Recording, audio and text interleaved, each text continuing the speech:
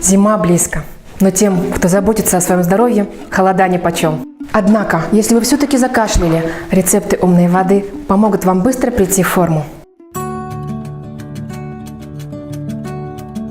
Остановить начинающийся кашель можно при помощи следующих процедур. Во время всего периода болезни необходимо обильное питье ионизированной щелочной воды, не менее 2-3 литров. При этом для детей рекомендуется 2-й уровень ионизированной воды, для взрослых 3-й уровень ионизированной щелочной воды. Alkaline level 2. Cooking water comes out. Water supply is suspended. Чтобы снять острый приступ сильного кашля, необходимо подышать над кипящей кислотной ионизированной водой. Ваши бронхи увлажнятся, и дыхание нормализуется.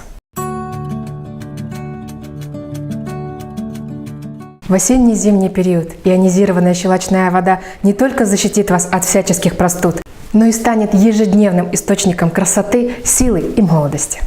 Подписывайтесь на наш канал, и вы узнаете много нового и интересного о ионизированной щелочной воде и ее пользе.